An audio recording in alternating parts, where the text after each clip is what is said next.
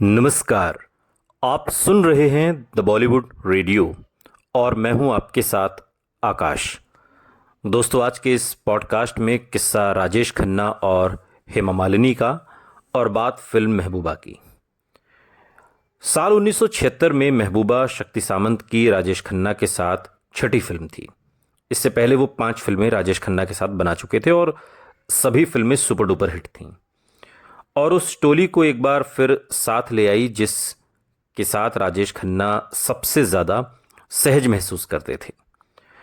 गुलशन नंदा द्वारा लिखी गई उन्हीं के उपन्यास पर आधारित महबूबा प्रेमियों के पुनर्जन्म के बारे में थी। एक ऐसा विषय जिसने हमेशा हिंदी सिनेमा को एक प्रेरणा दी। रहस्यमयी सफलता के साथ कई फिल्में जो पुनर्जन्म पर आधारित रहीं वो खूब चली। राजेश खन्ना कुछ ऐसी ही तलाश में थे, एक कहानी जो बहुत अलग हटकर भी ना हो और उससे भी जरूरी जोखिम के बगैर हो। फिल्म का निर्माण मुशीर रियाज ने किया था, जो राजेश खन्ना के साथ सफर फिल्म पर काम कर चुके थे। प्रेम कहानी जो जन्मों को तय करती थी, महबूबा राजेश खन्ना को रोमांस की ओर वापस ले आई। रोमांस जो उनका सबसे मजबूत फैक्टर था हिंदी सिनेमा में। लेकिन तब तक पुल के नीचे से बहुत पानी बह चुका था, एक लंबा वक्त बीत चुका था। राजेश खन्ना के अत्यंत लापरवाह रवैये ने, जिसने उन्हें अमर प्रेम के वक्त इनकम टैक्स विभाग के साथ परेशानी में डाल दिया था और उनकी तारीखें गड़बड़ा दी थीं, अब एक नया शिकार ढूंढ लिया था। वो शिकार क्या था? शराब और देर रात तक पार्टी। शराब और खाने के लिए उनका मोह उन पर इतना ज्यादा दिखने लगा जितना वो खुद भी नहीं चाहते थे।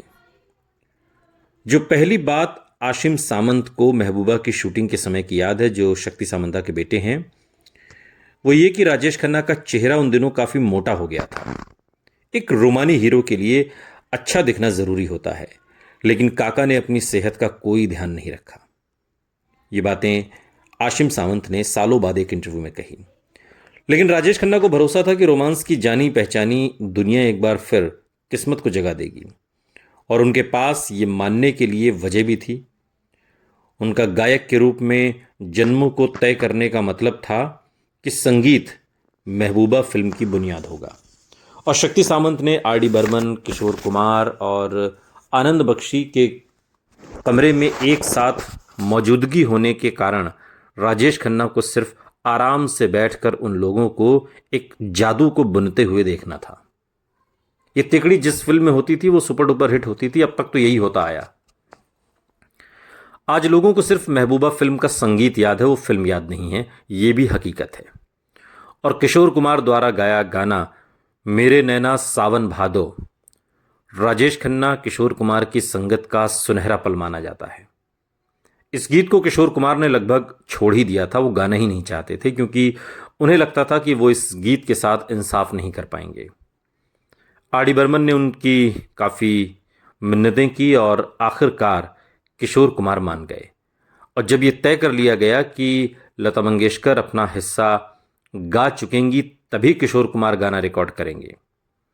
किशोर कुमार ने कई दिन अभ्यास किया लता मंगेशकर की रिकॉर्डिंग सुनते हुए, और एक ऐसा गीत गाया जो फिल्मों से भी ज़्यादा बढ़िया था और लता मंगेशकर की प्रस्तुति से भी गजब हो गया। मतलब एक और गीत है पर्वत के पीछे, ये गाना लता मंगेशकर और किशोर कुमार की आवाज़ में है। और मन्ना डे का गाया एक और गाना है गोरी तोरी पैजनिया, भी उतने ही पसंद किए गए और महबूबा के गीतों को एकदम से लोकप्रिय बना दिया। सोचिए, फिल्म नहीं चली और गीत उसके आज भी लोकप्रिय हैं। गीतों ने आर डी बर्मन, शक्ति सामंत की संगत में बनी अमर प्रेम और कटी पतंग की यादों को फिर से जगा दिया। लेकिन इस फिल्म की तकदीर ये खूबसूरत और सदाबहार गीत भी बदल नहीं सके। दर्शकों ने महबूबा को पसंद नहीं किया और फिल्म पिट गई। पहली बार एक साथ काम करने के महज 7 साल बाद आराधना, कटी पतंग और अमर प्रेम के राजेश खन्ना इतनी पुरानी याद हो गए थे कि शक्ति सामंत भी उन्हें दोबारा तलाशने में मदद नहीं कर पाए। शक्ति सामंता अनुभवी थे और जानते थे कि वो सिर्फ एक दौर था जिसमें से राजेश खन्ना जल्दी से निकल आएंगे। लेकिन महबूबा के निर्माण के दौरान कुछ ऐसा हुआ जिसने उन्हें इसके विपरीत यकीन दिला दिया। हीरोइन की मौत पर हीरो के जज्बात की शिद्दत को बनाए रखने के लिए शक्ति सामंत ने एक पेचीदा सीन सोच रखा था और उसे एक ही बारी में वो फिल्माना चाहते थे। और इस तरह के भावुक सीन्स में माहिर राजेश खन्ना ने संकेत पाने पर डायलॉग भी बोल दिए और एक्टिंग भी की। लेकिन डायरेक्टर शक्ति सामंत बहुत खुश नहीं थे और वो इस सीन को फिर से फिल्माना चाहते थे। वे नहीं चाहते थे कि राजेश खन्ना हद से ज़्यादा कुछ करें और उन्हें नाटकीयता को कम करने को भी कहा, जो थोड़ी सी ज़्यादा उस सीन में शक्ति सामंतों को महसूस हुई। जोरदार सीन्स में ऐसी मांग एक आम चलन था और जज्बाती सीन्स में एक मुकम्मल अदाकार होने के नाते राजेश खन्ना को चाहिए था कि वो उसे शुरू से दोबारा करते, लेकिन राजेश खन्ना ने ऐसा नहीं किया। दूसरी बार सीन को बेहतर बनाने की कोशिश करने की बजाय उन्होंने सीधा शक्ति सामंता की आंखों में आंखें डालकर कहा कि इससे बेहतर अदाकारी आपको इंडिया में कोई नहीं देगा। अभी अभी जो सुना था शक्ति सामंता ने राजेश खन्ना से, वो उसे एकदम अपमान के घूंट की तरह पी गए और लंच ब्रेक का फैसला कर लिया। नटराज स्टूडियो में अपने दफ्तर की ओर जाते हुए उन्होंने कहा, काका, राजेश खन्ना खत्म हो गया, वो मर चुका है। और एकदम हैरान राजेश खन्ना केवल यही कह सके, क्यों शक्ति साहब, क्या हुआ? शक्ति सामंत ने बताया कि अभी अभी अगर आपने जो घटिया शॉट दिया है उसे आप बहुत बढ़िया मानते हैं तो जाहिर है कि आपका दिमाग काम नहीं कर रहा था और ये एक अभिनेता के अंत का सूचक है। ये बातें शक्ति सामंता ने राजेश खन्ना को उनके मुंह पर कह दी। दोनों लंच करते रहे और जब वापस सेट पर पहुंचे तो राजेश खन्ना ने शक्ति सामंत को सीन दोबारा फिल्माने के लिए कहा, लेकिन इस बार इनकार करने की बारी डायरेक्टर शक्ति सामंता की थी। शक्ति सामंता ने राजेश खन्ना से कहा कि अगर आप समझते हैं कि शॉट बहुत बढ़िया था तो वो जरूर बढ़िया ही रहा होगा, और अगला सीन फिल्माने लगे। शक्ति सामंता के बेटे आशिम सामंता को इस बात का अफसोस है कि उनके पिता के अहम ने फिल्म को बहुत नुकसान पहुंचाया और उनका यह भी मानना है कि अगर सीन को दोबारा शूट किया गया होता थोड़े सादे तरीके से, थोड़े संयत राजेश खन्ना के साथ, जैसा कि शक्ति सामंता चाहते थे, तो महबूबा में शायद कुछ और जान पड़ जाती। इस घटना से पता चलता है कि राजेश खन्ना का मन इस डर से कितना ग्रस्त था कि उनके फिल्में असफल हो जाएंगी। 2-1 साल पहले ही उन्होंने आपकी कसम के लिए खुशी से एक सीन के लिए 7 बार शॉट दिया था। हालांकि उस वक्त उनकी तरफ से कोई कमी भी नहीं थी।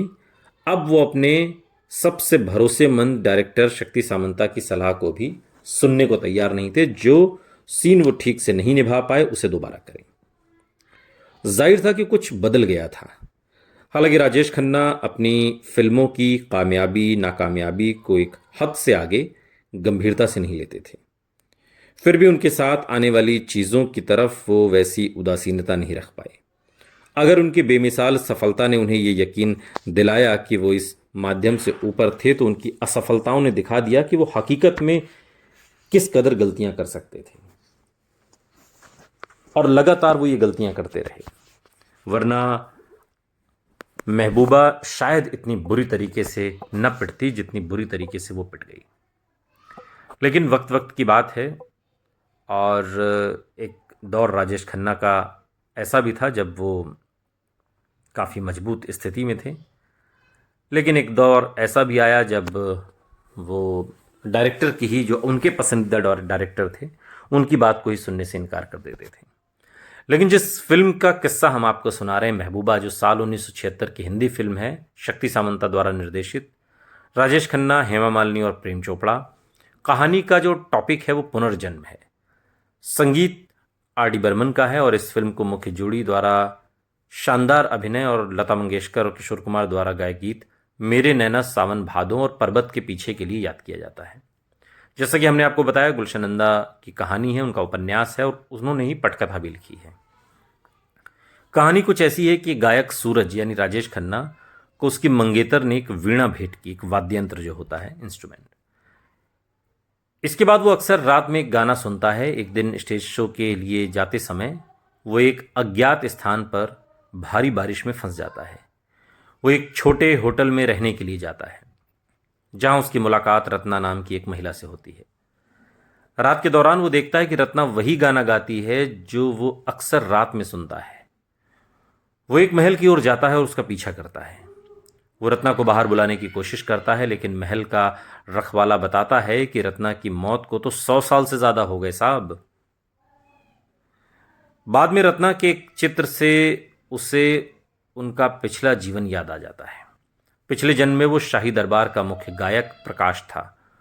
उसे रत्ना यानी हेमा मालिनी से प्यार था, जो एक खूबसूरत और प्रतिभाशाली दरबारी थी। उन्हें प्यार हो जाता है, लेकिन दोनों को दोस्ती तो होती है, लेकिन शादी करने में समस्या थी, क्योंकि प्रकाश की बचपन में ही जमुना से शादी तय हो जाती है और रत्ना शादी नहीं कर सकती थी, क्योंकि वो एक शाही तवायफ बनने वाली थी। आखिरकार उन्होंने भागने का फैसला किया, लेकिन वो मारे गए और उन्होंने एक दूसरे से वादा किया कि वो फिर मिलेंगे। सूरज होश में आने के बाद अकेला और भ्रमित महसूस करता है। इसके तुरंत बाद वो झुमरी से मिलता है, जो बिल्कुल रत्ना जैसी दिखती है। जल्दी ही वो झुमरी को अपने पिछले जीवन और प्रकाश के लिए उसके प्यार की याद दिलाता है। ये रीटा मल्होत्रा यानी जिसके किरदार में आशा सचदेव हैं, सूरज की मंगेतर, और अप्पा यानी प्रेम चोपड़ा जो झुमरी से शादी करना चाहता है, दोनों क्रोधित हो उठते हैं और इस तरीके से ये कहानी धीरे धीरे आगे बढ़ती है।